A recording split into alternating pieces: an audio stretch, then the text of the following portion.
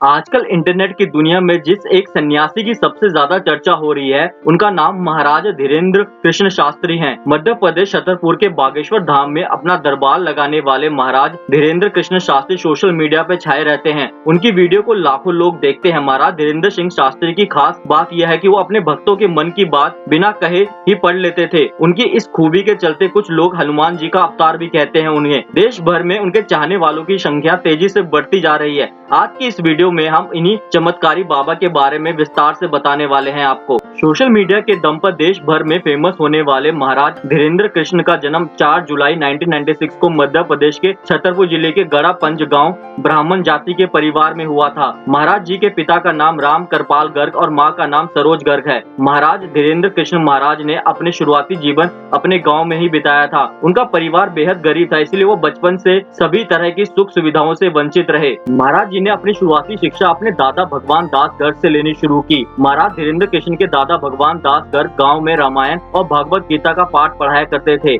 महाराज धीरेन्द्र अपने दादा की छत्र छाया में बहुत कम उम्र में ही धार्मिक रास्ते पे निकल गए थे। जैसा कि हम आपको पहले ही बता चुके हैं, महाराज एक बेहद ही गरीब परिवार से पैदा हुए थे। उनके पिता मुश्किल से ही अपने परिवार का गुजारा चला पाते थे। महाराज धीरेन्द्र कृष्ण जी की बचपन से इच्छा थी कि वो वृंदावन जाके कर्म कांड की शिक्षा हासिल करें, लेकिन उनके पिता के पास पैसे नहीं थे। वो अपने बेटे की पढ़ाई पे खर्चा उठा नहीं सकते थे, इसलिए महाराज जी को अपनी यह इच्छा त्यागनी पड़ी थी। वो अपने गांव में बैठकर ही हनुमान जी की भक्ति में ध्यान लगाया करते थे। धीरेन्द्र कृष्ण के पहले गुरु उनके दादा थे। इनके दादाजी को संस्कृत भाषा अच्छे से आती थी और वह इसमें विद्वान थे। इनके दादाजी महाभारत, रामायण, भागवत कथा और पुराण महाकाव्य का दरबार लगाते थे। इसी कारण लोग इन्हें अपना गुरु मानते थे। फिर धीरेन्द्र कृष्ण स्कूल जाने लगे। धीरेन्द्र कृष्ण जी गरीब परिवार से थे, इसलिए वो सरकारी स्कूल में जाते। सरकारी स्कूल में इन्होंने 8वीं पास की, लेकिन सरकारी स्कूल 8वीं तक ही था, इसलिए इन्हें 5 किलोमीटर दूर गंज नामक गांव में शिक्षा ग्रहण करना जाना पड़ता था। धीरेन्द्र हमेशा पैदल स्कूल जाते थे, लेकिन यह कभी कभी ही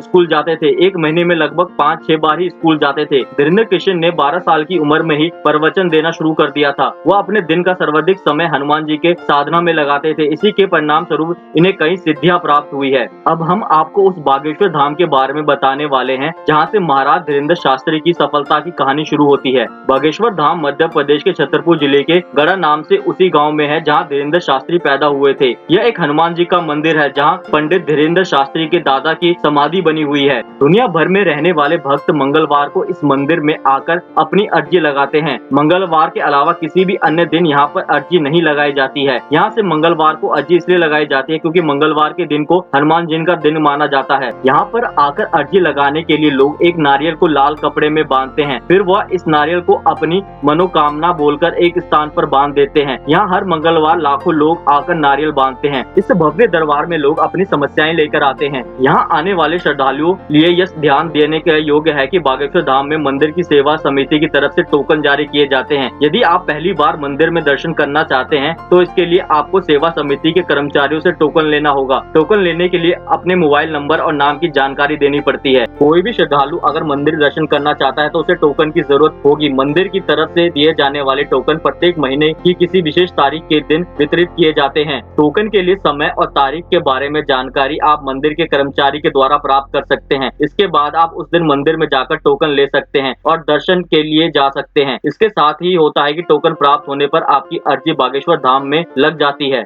महज 26 साल की उम्र में धीरेन्द्र कृष्ण शास्त्री ने बहुत कुछ हासिल कर लिया है और इसका अंदाजा इसी बात से लगाया जा सकता है कि वो अब तक 30 लाख से भी ज्यादा लोगों की मन की बात को एक पर्ची पे लिख चुके हैं। इस धाम में श्रद्धालु को कोई भी परेशानी क्यों ना हो, वो बिना बताए ही पंडित धीरेन्द्र कृष्ण शास्त्री अपने एक पर्ची पे लिख देते हैं और वो समस्याएं उनसे पूछते हैं और बिल्कुल वो समस्या मैच खाती है। बिल्कुल जो आते हैं लोग श्रद्धालु उनसे मिलने के लिए, अपनी समस्या को दूर करवाने के लिए। तो दोस्तों अगर आप भी बागेश्वर धाम जाना चाहते हैं तो उससे पहले रजिस्ट्रेशन जरूर करवा लें, वहाँ से टोकन ले लें, क्योंकि आजकल वहाँ पे बहुत ज्यादा लाइन लगी हुई है। श्रद्धालुओं को दर्शन के लिए महीनों का समय मिलता है। दोस्तों ऐसी अमेजिंग वीडियो के लिए बने रहिए हमारे चैनल पे। अगर वीडियो अच्छी लगी वीडियो को लाइक और चैनल को सब्सक्राइब भी कर दें।